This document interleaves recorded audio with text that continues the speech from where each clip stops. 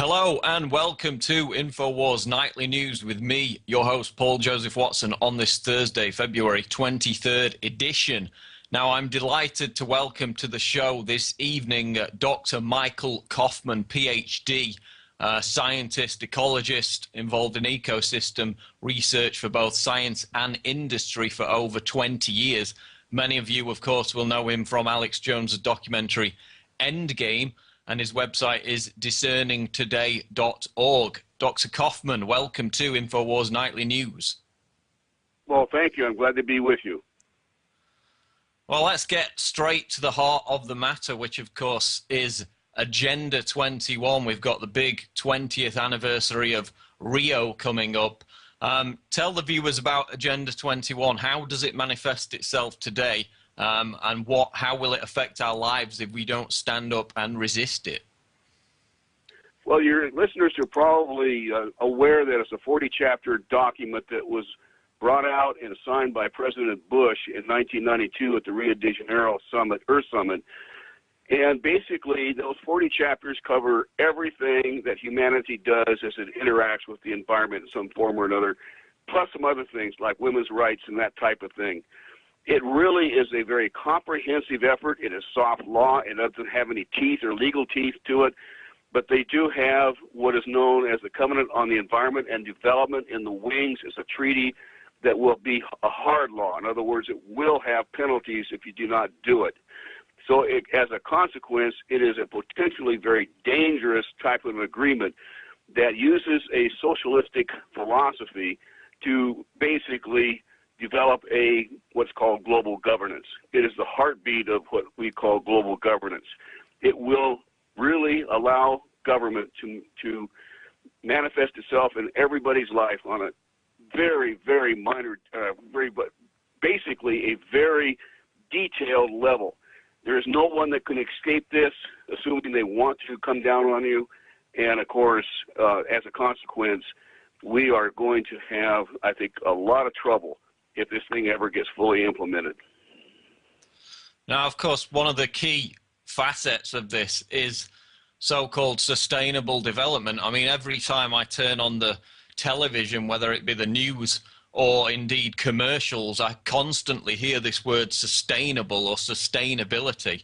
Dr. Coffman, when we hear that word, what is the true meaning behind the phrase sustainability as it relates to Agenda 21?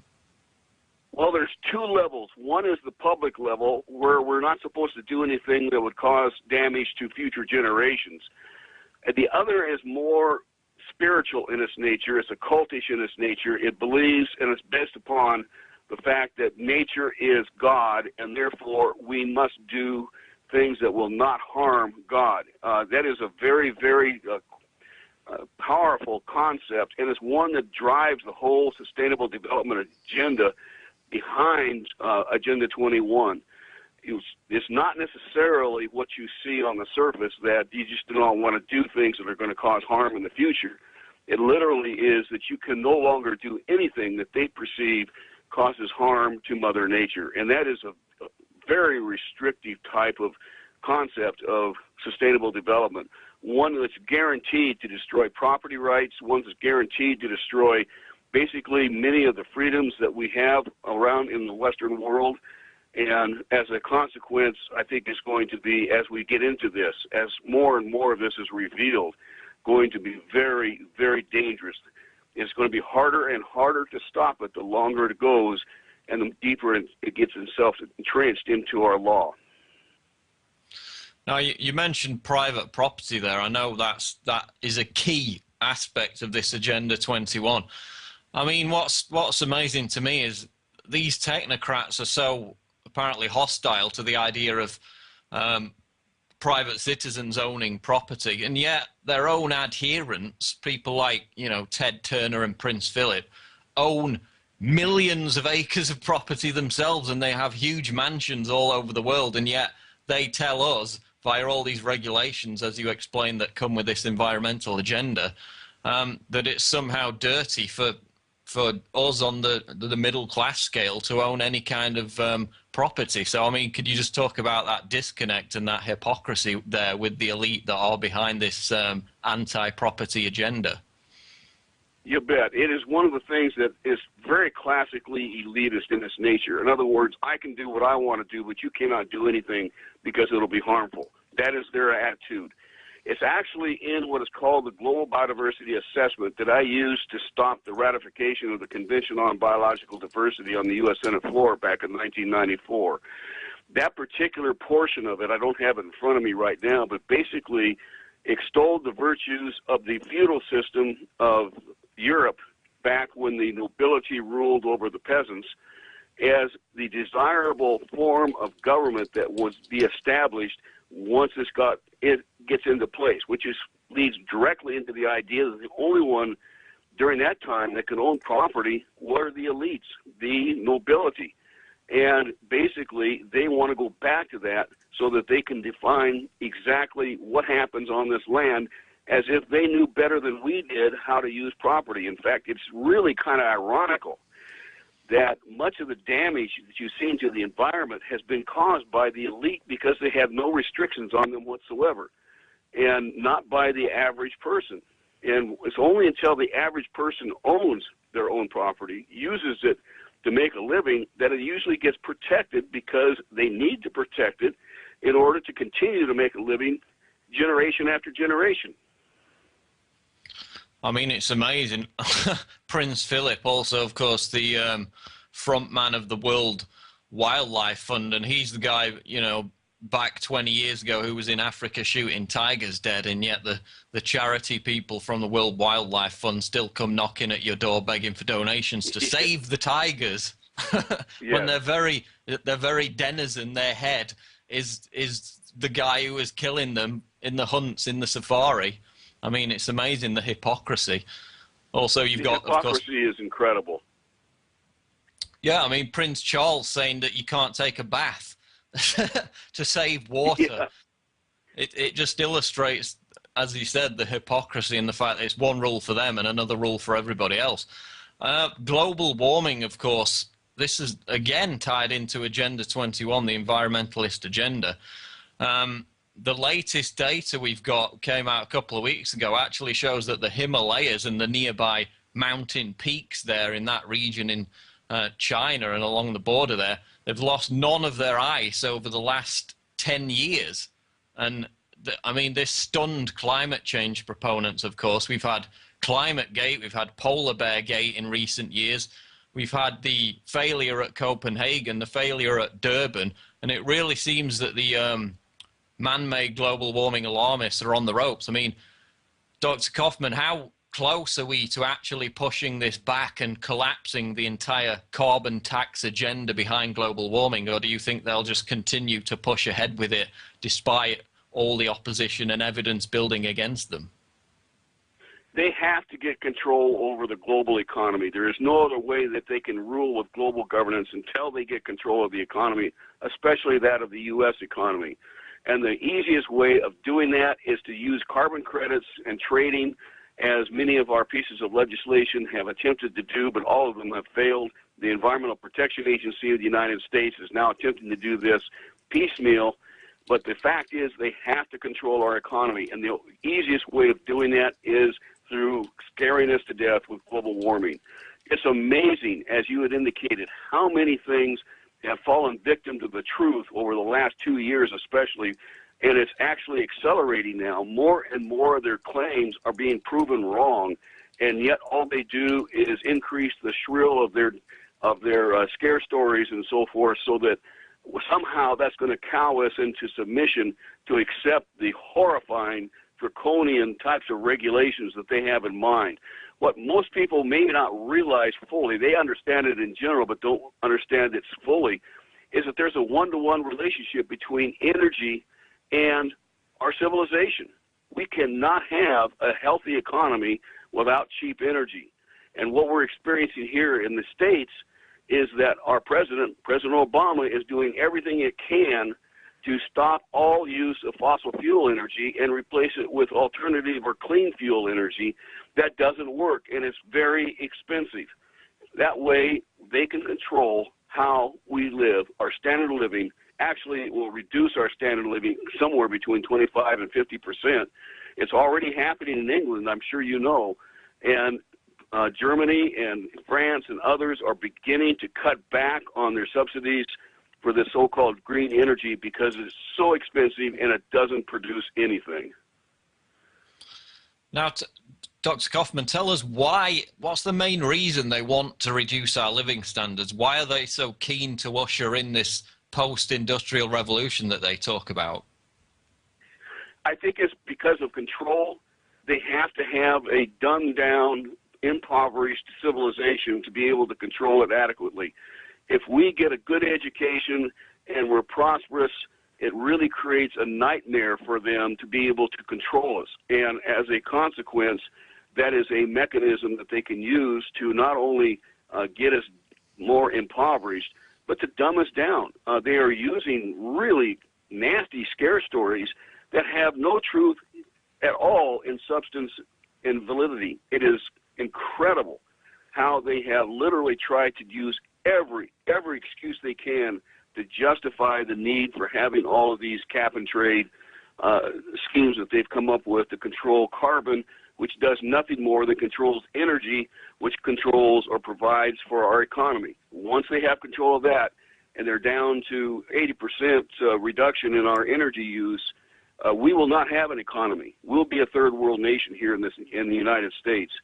And unless they can develop some sort of incredible battery storage capability, green energy can never, ever replace fossil fuel energy for both the expense as well as the type and power of energy that's produced.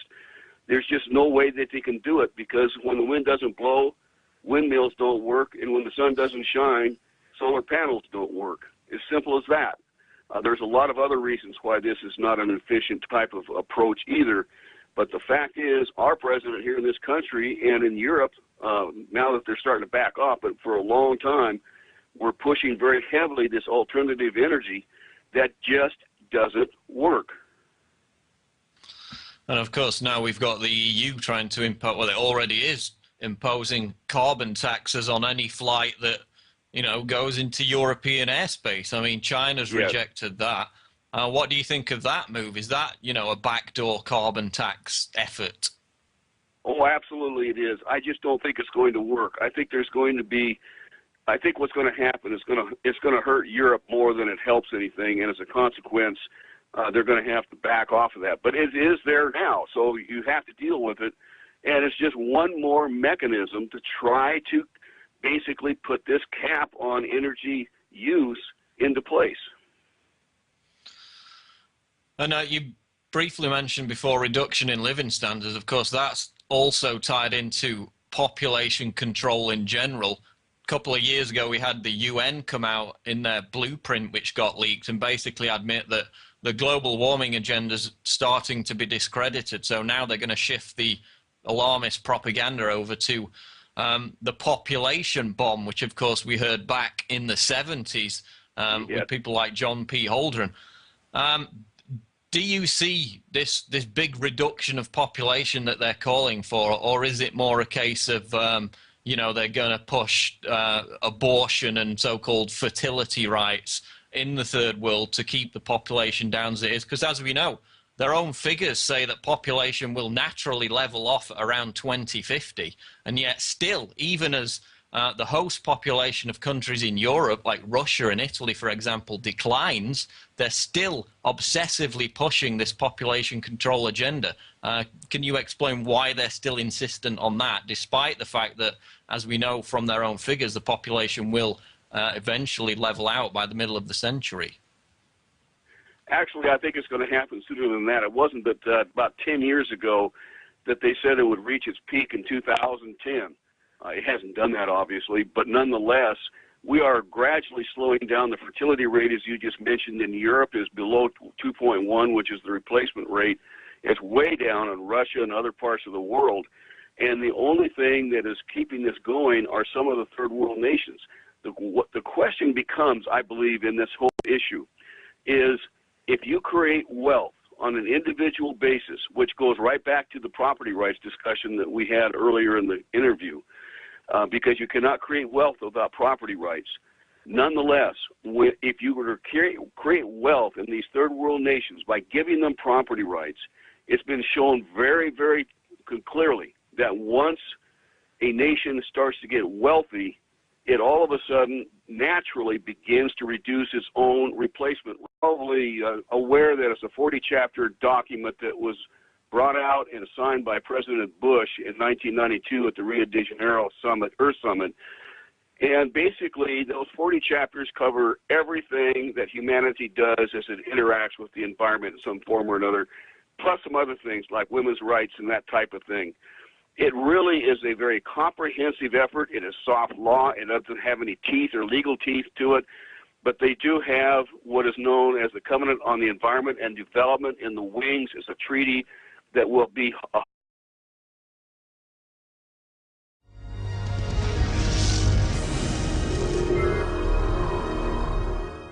Hello and welcome to Infowars Nightly News with me, your host Paul Joseph Watson, on this Thursday, February 23rd edition. Now, I'm delighted to welcome to the show this evening Dr. Michael Coffman, Ph.D., scientist, ecologist, involved in ecosystem research for both science and industry for over 20 years. Many of you, of course, will know him from Alex Jones' documentary. Hard law. In other words, it will have penalties if you do not do it. So as a consequence, it is a potentially very dangerous type of agreement that uses a socialistic philosophy to basically develop what's called global governance. It is the heartbeat of what we call global governance. It will really allow government to manifest itself in everybody's life on a very, very minor, basically a very detailed level. There is no one that can escape this, assuming they want to come down on you. And, of course, as a consequence, we are going to have, I think, a lot of trouble if this thing ever gets fully implemented. Now, of course, one of the key facets of this is so-called sustainable development. I mean, every time I turn on the television, whether it be the news or indeed commercials, I constantly hear this word sustainable or sustainability. Dr. Coffman, when we hear that word, what is the true meaning behind Endgame? And his website is discerningtoday.org. Dr. Coffman, welcome to Infowars Nightly News. Well, thank you. I'm glad to be with you. Well, let's get straight to the heart of the matter, which, of course, is Agenda 21. We've got the big 20th anniversary of Rio coming up. Tell the viewers about Agenda 21. How does it manifest itself today, and how will it affect our lives if we don't stand up and resist it? Well, your listeners are probably